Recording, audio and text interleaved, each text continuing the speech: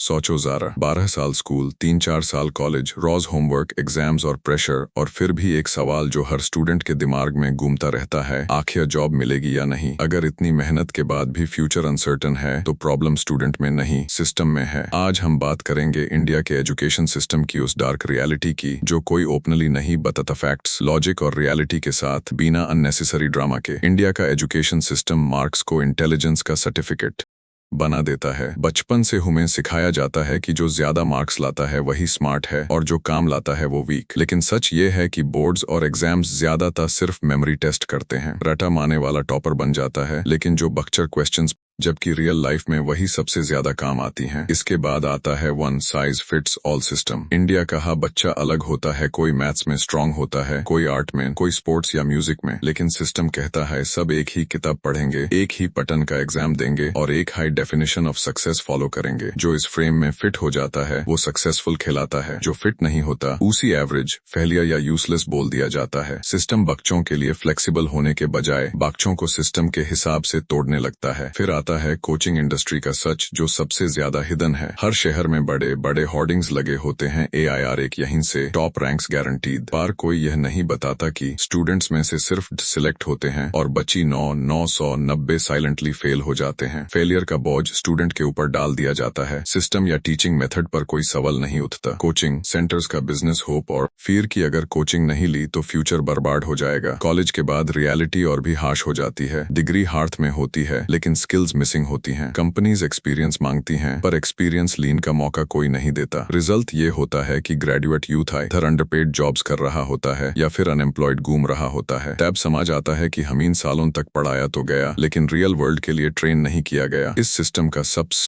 Dark effect होता है mental health पर। कंपैरिजन, प्रेशर, एक्सपेक्टेशंस और फेलियर का डर, ये सब मिलकर एंजाइटी और डिप्रेशन को जन्म देते हैं। फिर भाई स्कूल्स और कॉलेजेस में मेंटल हेल्थ को एक्सक्यूज समझा जाता है, सीरियस इशू नहीं। बच्चों को स्ट्रॉन्ग बैन को बोला जाता है पर सिस्टम खुद उन्हें तोड़ने में कोई कसर नहीं छोड़ता। सच ये है कि एजुकेशन का मतलब सिर्फ एग्जाम क्लियर करना नहीं होता, बल्कि सोचना, समझना और इंडिपेंडेंट बनना होता है। जब तक इंडिया का सिस्टम मार्क्स से ऊपर स्किल्स, क्यूरियोसिटी और इंडिविजुअलिटी को इम्पोर्टेंस नहीं देगा, तब तक स्टूडेंट्स स्ट्रगल करते रहेंगे। प्रॉब्लम बच्चों में नहीं है, प्रॉब्लम उस सिस्टम में है जो आज भी 20 साल पुराने माइंडसेट पर चल रहा है। और जब तक हम सवाल नहीं पूछते तब तक ये डार्क रियलिटी बदलने वाली नहीं है।